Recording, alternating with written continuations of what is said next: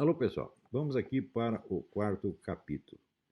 Em primeiro lugar, eu queria esclarecer o seguinte: uma ideologia consiste basicamente em propor metas, propor um modelo de Estado, propor uma legislação, propor um modelo de sociedade e indicar os caminhos para chegar lá. Um cientista político não pode fazer isso. O que o cientista político faz é o seguinte: ele pega as pessoas e vê o que elas querem fazer e ele sugere os meios mais racionais para fazer o que elas querem. É exatamente o que eu tenho feito.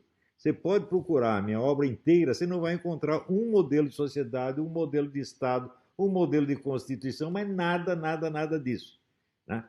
Então, o que eu estou fazendo aqui é tentar explicar para os homens e mulheres da direita, né, quais são os meios racionais pelos quais eles podem chegar a obter os resultados que eles querem. Então, em primeiro lugar, você precisa entender a situação como ela está. E a situação é a seguinte: a direita elegeu um presidente. Porém, quem manda no país? Eu digo para vocês quem manda no país. Quem manda no país é o Fernando Haddad. O Fernando Haddad, em 1998, criou um plano para o PT, que ele disse que já estava em execução no PT, cujo resumo é assim: a elevação política do lumpenproletariado. O que é o lumpenproletariado? São bandidos, prostitutas, drogados, loucos, né? Pessoas divergentes, de tudo quanto é tipo, pessoas que não têm um lugar específico na sociedade. E, se você for ver, hoje, o lumpenproletariado domina o panorama nacional. Você vê, por exemplo, que o sujeito esfaquear um candidato a presidente da República não é nada. Mas matar a menina que está metida lá com o narcotráfico, isso é um escândalo, isso é um crime, isso é um horror. Não é isso? O Jean Willis, que é um sujeito totalmente desocupado, nunca fez nada, tá certo? Ele diz que foi perseguido, diz que foi ameaçado de morte. Aliás, ele foi ameaçado de morte pelo mesmo sujeito que ameaçou a mim, um sujeito louco, totalmente louco. Mas no caso dele, isso tem uma importância política e moral extraordinária. Por quê? Porque é o lumpenproletariado. Então, a ideologia de gênero, o que é? Lumpenproletarização. Ela está sendo aplicada, ela está sendo, vamos dizer, oficializada, tornada obrigatória esta semana pelo STF. Enquanto isso, vocês viram esse vídeo que eu coloquei aí do procurador do Rio Grande do Sul, Rodney Candeias, ele descrevendo assim a ocupação do território nacional por ONGs estrangeiras associadas a partidos de esquerda. Eles já tomaram metade do território nacional. Né? E você acha que quem está no poder é o Bolsonaro? Não é o Bolsonaro. Este é o plano do Haddad. Vocês esqueceram o seguinte: depois de todos os crimes do PT que foram comprovados, divulgados, mas milhares e milhares de crimes que eu nunca vi no mundo, o candidato deles chega a ter 44 milhões de votos. E vocês acham que vocês têm alguma força só porque o seu candidato tem um pouquinho mais de voto? Não. Porque o candidato que vocês elegeram não tem nenhuma organização, não tem nenhuma militância organizada, não tem nada.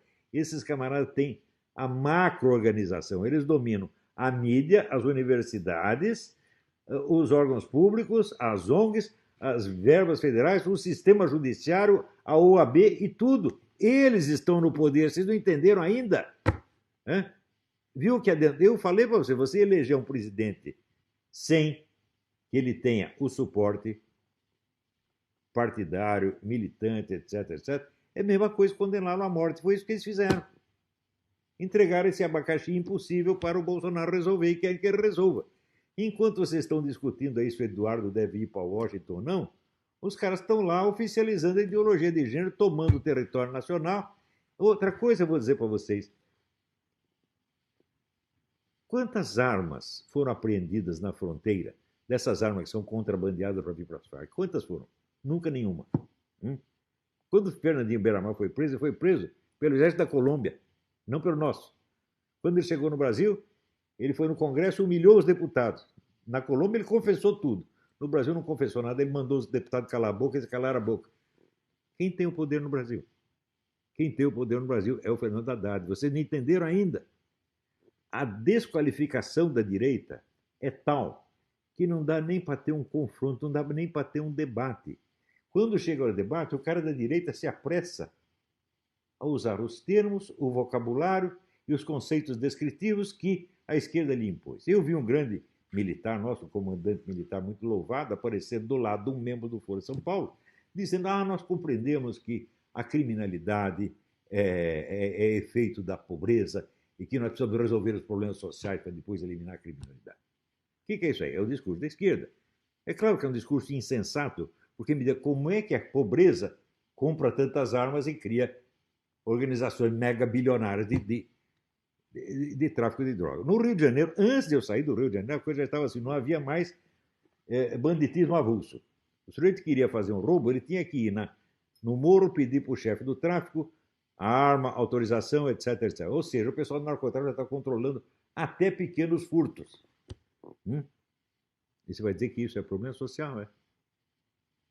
Quer dizer, os narcotraficantes estão muito sem dinheiro, coitadinhos, então eles estão traficando droga por causa disso. Ora, o homem estava lá repetindo o discurso da esquerda, igualzinho, e servindo a isto, sem perceber o que estava fazendo. Depois eu vi um debate entre esse general Rocha Paiva e esse senador Randolph, que diz que também é professor de história. E o debate era sobre o golpe de 1964. Então, o general sabia muitos fatos. Os fatos que ele citava eram verdadeiros. O Randolph mentiu um pouquinho. Mas o Randolph ganha o debate. Sabe por quê? Porque o general aceitou a premissa básica do Randolph, que é a seguinte: antes do golpe havia uma ordem democrática no Brasil e ela foi rompida pelo golpe. Se você aceitou isso, você confessou: nós rompemos a ordem democrática e implantamos uma ditadura. Ora, o que havia antes? Havia guerrilha organizada e financiada pelo governo cubano.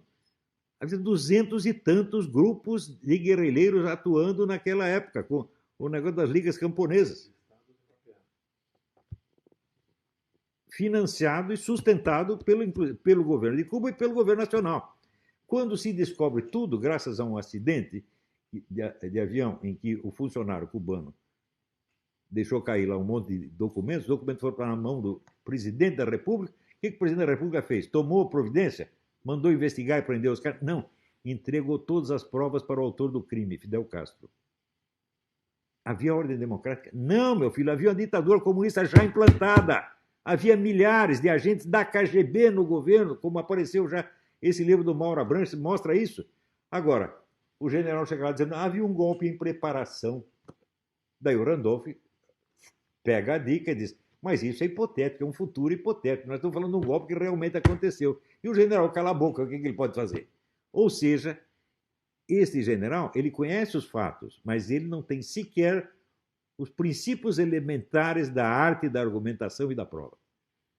E o princípio, se você aceita a premissa que o seu adversário impôs, você vai chegar à conclusão que ele quer. Nem isto o pessoal é capaz. Até hoje, toda hora a gente, quando vê alguém discutindo isso, fala: havia um golpe em preparação e nós impedimos o golpe. Como impedir o golpe? O golpe já estava dado. Né? Quer dizer, mas nem isso entende, ou seja, não tem conhecimento de sociologia política para poder descrever qual era a situação. Aceita a descrição falsa imposta pelo adversário de que havia uma ordem democrática legal. O Brasil estava em total ilegalidade. Né? O governo do seu João Goulart fazia o que queria. Né? O Aristóteles Drummond me contou que naquela época o presidente entrava na sala de imprensa e assim: quem quer apartamentos? Toma, para você, para você, para você. Dando apartamentos para os jornalistas. Isso é a ordem democrática? Ele fazia isso em público. Né?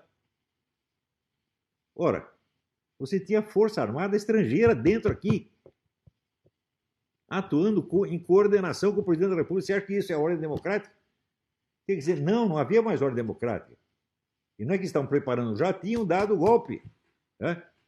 Quando o Prestes, no Maracanã, disse: nós estamos no poder, ele disse a verdade, eles já tinham tomado o poder, sim. Mas nem isso o general sabe. Por quê? Porque ele lê mídia, né, e usa o vocabulário da mídia. Ele está pautado pela mídia esquerdista. Por quê? Porque não tem estudos especializados sobre o assunto do comunismo.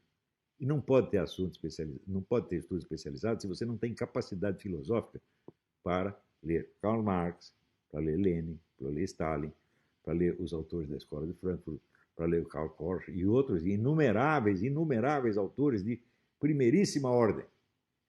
Então, se não somos capazes de combater o marxismo intelectualmente, o nosso combate contra o comunismo político é totalmente impotente. Por quê? O domínio intelectual equivale, na guerra política, ao controle do espaço aéreo.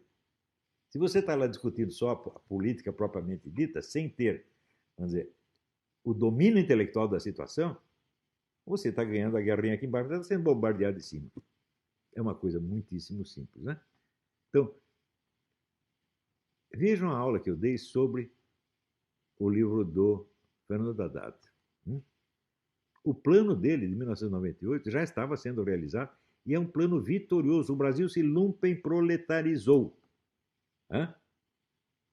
Você vê, você quer um exemplo disso? Por exemplo, sai no site do Paulo Henrique Amorim, né? O general fala do fracasso da intervenção, e o Paulo Henrique Amorim escreve intervenção com 2 S's. Isso é lumpenproletarização. O jornalista não pode fazer isso. Já lumpenproletarizou. Tudo no Brasil foi lumpenproletarizado, né? Eu, quando vejo os nossos deputados, eu só vejo, deputados e senadores, só vejo o lumpenproletário. Então, aquele plano deu certo. E o Haddad governa o país, né? O Bolsonaro está tentando fazer uma reforma da Previdência, que se sair, vai sair lá para setembro, outubro, novembro. Vai ser a primeira grande vitória. Então, o pessoal agora aposta o seguinte: nós vamos mandar o Eduardo Bolsonaro para Washington e o Trump vai aqui nos ajudar a eliminar o Foro de São Paulo. Ou seja, você está provando que você é um serviçal do imperialismo, que você é incapaz de fazer qualquer coisa por conta própria e você tem que pedir instrução lá para o Trump. Então, é este o problema de uma incapacidade monstruosa, de um desleixo e de um ódio ao conhecimento. Nada no Brasil é mais odiado do que a inteligência e a alta cultura. Isso cria uma inveja e um ódio sem fim. Enquanto não parar isso, nós vamos continuar perdendo. Tá bom? Então, até o próximo capítulo.